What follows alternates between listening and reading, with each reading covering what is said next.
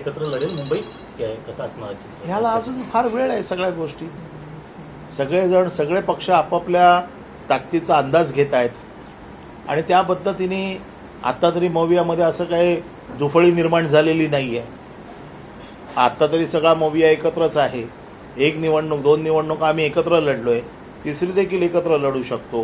पण हा निवडणुकीचा कालावधी जसा जसा जवळ येतो तशा तशा या गोष्टी अधोरेखित होतात. नाही, पण तुम्ही म्हणालात एका बाजूला राज ठाकरेंनी तुमच्या पुढे मैत्रीचा हात पुढे केला किंवा युतीचा प्रस्ताव आहे ज्याला तुमची सकारात्मक तुमचा प्रतिसाद आहे. असं असताना मध्यंतरीच्या काळात असं दिसलं की राज ठाकरे आणि एकनाथ शिंदे अशीही भेट झाली आणि त्यांच्या पक्षाचे नेतेही प्रयत्न करत आहेत की मनसेशी युती व्हावी.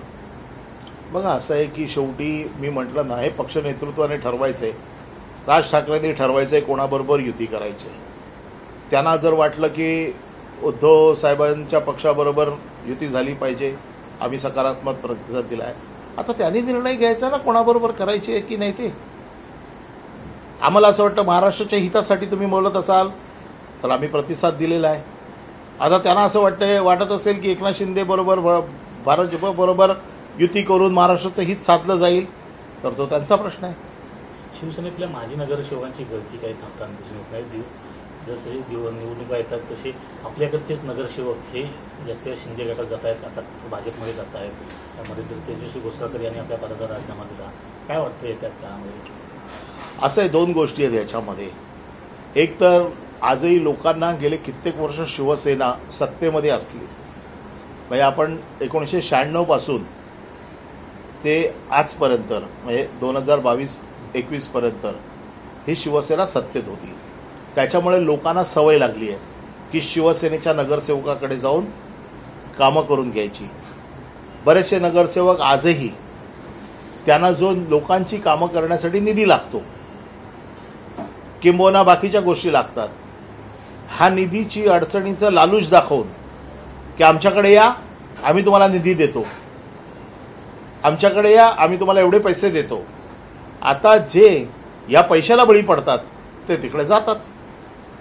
जे पैशाला बळी पडत नाहीत, ज्यांना असं वाटतं की मी पैशाच्या शिवाय देखील लोकांची सेवा करू शकतो, ते आजही शिवसेनेबरोबर ठाम आहेत. पुन्हा आपण सगळं एकंदर पूर्ण तपशील बघा. जे नगरसेवक निवडून गेलेले आहेत तिकडचे कार्यकर्ते गेलेत का त्यांच्याबरोबर? तर नाही. रात्री गपचूप जातात, ठाण्यात जातात, झेंडा पकडतात, फेसबुकला टाकतात.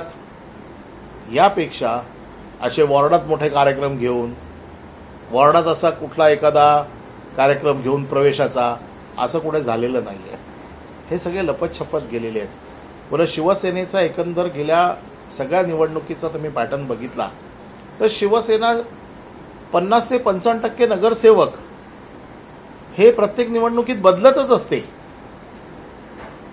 त्यामुळे ह्या बदलाची आम्हाला सवय आहे आणि आमचा जीव कशात आहे? आमचा जीव कार्यकर्त्यांमध्ये आहे. आणि जोपर्यंत कार्यकर्ता हा शिवसेना उद्धव बाळासाहेब ठाकरे गटाबरोबर आहे तोपर्यंत आम्हाला चिंता करायचं कारण नाही.